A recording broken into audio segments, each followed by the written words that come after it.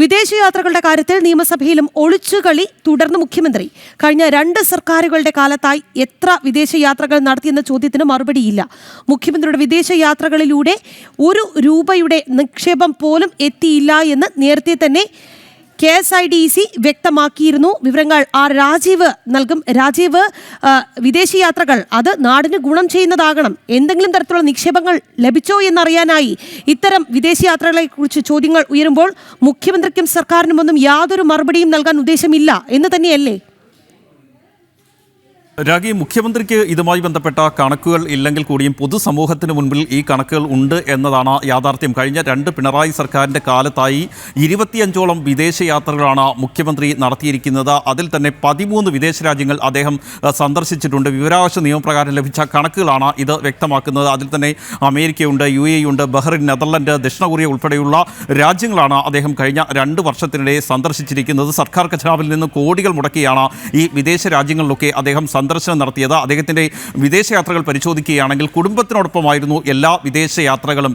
ഭാര്യയും മകളും ചെറുമകനുമൊക്കെ ഈ സംഘത്തിൽ ഉണ്ടായിരുന്നു. സർക്കാർ ഖജനാവിൽ നിന്നാണ് ഇതിനാവശ്യമായ പണം ചെലവഴിച്ചിരിക്കുന്നത്. പല യാത്രകളിലും ന്യായമായി മുഖ്യമന്ത്രിയും സർക്കാരുമൊക്കെ അവകാശപ്പെട്ടുകൊണ്ടിരുന്നത് വിദേശ നിക്ഷേപങ്ങൾ എത്തിക്കുന്നതിന് വേണ്ടിയുള്ള ചർച്ചകൾക്കായിട്ടാണ് ഈ യാത്രകൾ എന്നാണ്. പല വിദേശ രാജ്യങ്ങളിലും എത്തിയതിനു ശേഷം അവിടെ നടപ്പാക്കുന്ന പദ്ധതികൾ സംസ്ഥാനത്ത് നടപ്പാക്കുക, വിദേശ കമ്പനികളെ കേരളത്തിലേക്ക് ആകർഷിക്കുക, അവർക്കാവശ്യമായ അവസരങ്ങൾ തുറന്നു നൽകുക, ഇതൊക്കെയായിരുന്നു അവകാശവാദമായി മുഖ്യമന്ത്രി ഉൾപ്പെടെ മുന്നോട്ട് വെച്ചിരുന്നത്. ഈ മുഖ്യമന്ത്രിയുടെ പാത പിന്തുടർന്നുകൊണ്ടാണ് മറ്റ് മന്ത്രിമാർ കൂടി വിദേശ യാത്രകൾ നടത്തിയിരുന്നത്. ഈ ക്യാബിനറ്റിൻ്റെ കാര്യം നോക്കുകയാണെങ്കിൽ എല്ലാ മന്ത്രിമാരും വിദേശയാത്രകൾ തുടർച്ചയായി നടത്തിയിട്ടുണ്ട്. ആ രീതിയിലുള്ള കാര്യങ്ങളാണ് തുടർന്ന് വന്നിരുന്നത്. ഇതിലെല്ലാം സർക്കാരിന് കോടികളാണ് ചിലവായിട്ടുള്ളത്. എന്നാൽ ഇതിൻ്റെ കണക്കുകൾ കൃത്യമായി സർക്കാർ നിയമസഭയിൽ പോലും നൽകുന്നില്ല. മുഖ്യമന്ത്രിയോട് തന്നെയാണ് ഇത്തരമൊരു ചോദ്യം വന്നത്. കഴിഞ്ഞ 2 പിണറായി സർക്കാരിൻ്റെ കാലത്തായി എത്ര തുക ചെലവഴിച്ചു, എത്ര കോടിയാണ് ചെലവായത്, ഏതൊക്കെ രാജ്യങ്ങൾ സന്ദർശിച്ചു എന്ന് ഈ കണക്കുകൾ പൊതുസമൂഹത്തിന് മുമ്പിൽ നമ്മൾ നൽകിയിട്ടുണ്ട്. എങ്കിൽ പോലും മുഖ്യമന്ത്രി പറഞ്ഞിരിക്കുന്നത് വിവരങ്ങൾ ശേഖരിച്ച് പിന്നീട് നൽകാമെന്നാണ്. അതിൻ്റെ കൃത്യമായ ഒരു കണക്ക് നൽകുന്നില്ല. നേരത്തെ ഈ വിദേശ നിക്ഷേപം സ്വീകരിക്കുന്നതിനുള്ള നോഡൽ ഏജൻസിയാണ് KSIDC. ആ KSIDC തന്നെ വ്യക്തമാക്കിയിട്ടുണ്ട് മുഖ്യമന്ത്രി വിദേശയാത്രകൾ നടത്തിയിട്ടുണ്ട്. ആ വിദേശയാത്രകൾ എവിടെയൊക്കെയാണ് എന്നത് സംബന്ധിച്ച് വിവരാവകാശ നിയമപ്രകാരം മറുപടി നൽകിയിട്ടുണ്ട്. പക്ഷേ അവിടെ നിന്നൊന്നും 1 രൂപയുടെ പോലും നിക്ഷേപം കേരളത്തിലേക്ക് എത്തിയിട്ടില്ല എന്നാണ് KSIDC കണക്കുകൾ നിരത്തി വ്യക്തമാക്കുന്നത്. അതായത് വ്യവസായ വകുപ്പിന് അറിയില്ല എന്തൊക്കെ തരത്തിലുള്ള നിക്ഷേപങ്ങൾ സംസ്ഥാനത്തേക്ക് എത്തിയെന്ന്. നമ്മൾ മനസ്സിലാക്കേണ്ടത് ഗുജറാത്ത് ഉൾപ്പെടെയുള്ള സംസ്ഥാനങ്ങളിൽ ഓരോ വർഷവും കോടിക്കണക്കിന് രൂപയുടെ വിദേശ നിക്ഷേപം എത്താറുണ്ട്. പുതിയ വിദേശ കമ്പനികൾ എത്താറുണ്ട്. അവർ അവിടെ പുതിയ സ്ഥാപനങ്ങൾ തുടങ്ങാറുണ്ട്. ആ ഒരു സാഹചര്യം നിലനിൽക്കെയാണ് മുഖ്യമന്ത്രിയും മന്ത്രിമാരുമൊക്കെ കുടുംബസമേതം വിദേശങ്ങളിലേക്ക് പോകുന്നത്. അവിടെ എത്തി വിദേശ കമ്പനികളെ ഇവിടേക്ക് ആകർഷിച്ചുകൊണ്ട് വരുമെന്ന് പറയുന്നു. അവിടെയുള്ള പല പദ്ധതികൾ ഇവിടെ നടപ്പാക്കുമെന്ന് പറയുന്നു. റൂം ഫോർ റിവർ പോലുള്ള പദ്ധതികൾ സംസ്ഥാനത്ത് നടപ്പാക്കി ഇനി മുതൽ ഈ പ്രളയ സാഹചര്യം ഒഴിവാക്കുമെന്നൊക്കെ നേരത്തെ മുഖ്യമന്ത്രി അവകാശപ്പെട്ടതാണ്. എന്നാൽ നമുക്കറിയാം പിന്നീട് അതൊന്നും നടന്നില്ല. എവിടെയും എത്താതെ പോകുന്ന ഒരു സാഹചര്യമായിരുന്നു. അതിനുവേണ്ടിയൊക്കെ കോടിക്കണക്കിന് രൂപ ഖജനാവിൽ നിന്ന് ഒഴുകി മാറിപ്പോയത് മാത്രമാണ് മിച്ചമായിട്ടുള്ളത്.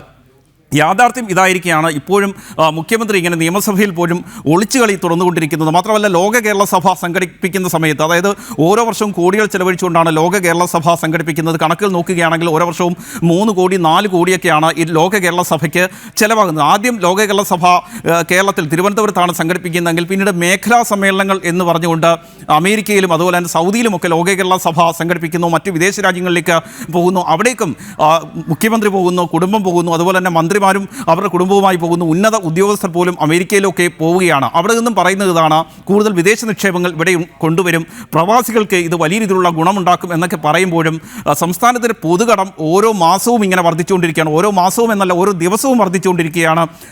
മാസം തോറും കടമെടുത്ത് സർക്കാർ ജീവനക്കാർക്ക് ശമ്പളവും അതുപോലെ തന്നെ വിരമിച്ചവർക്ക് പെൻഷനും ഒക്കെ നൽകേണ്ട ഗതികേടിലാണ് നിലവിലിപ്പോൾ സംസ്ഥാന സർക്കാർ മുന്നോട്ട് പോയിക്കൊണ്ടിരിക്കുന്നത്. എവിടെയാണ് ഈ നിക്ഷേപങ്ങൾ കൊണ്ടുവന്നത് എന്ന ചോദ്യത്തിന് മാത്രം ഒരു മറുപടിയുമില്ല. അതേസമയം തന്നെ ബന്ധപ്പെട്ട വകുപ്പുകൾ പറയുന്നത് സംസ്ഥാനത്തേക്ക് 1 രൂപയുടെ പോലും നിക്ഷേപം എത്തിയിട്ടില്ല എന്നാണ്. ഇതിനിടെയാണ് ഇപ്പോഴും ഏതായാലും ഈ ഒളിച്ചുകളി യഥേഷ്ടം ഇങ്ങനെ തുറന്നുകൊണ്ടിരിക്കുന്നത്. രാഗി, ശരി രാജീവ്.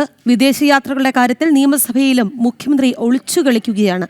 കഴിഞ്ഞ 2 സർക്കാരുകളുടെ കാലത്തായി എത്ര വിദേശയാത്രകൾ നടത്തി എന്ന ചോദ്യത്തിന് യാതൊരു മറുപടിയുമില്ല. ഒപ്പം തന്നെ മുഖ്യമന്ത്രിയുടെ വിദേശയാത്രകളിലൂടെ 1 രൂപയുടെ നിക്ഷേപം നാടിന് ലഭിച്ചിട്ടില്ല എന്നുള്ളത് നേരത്തെ തന്നെ വ്യക്തമായ കാര്യവുമാണ്. രാജീവാണ് വാർത്ത വിശദമായി തന്നെ റിപ്പോർട്ട് ചെയ്തത്.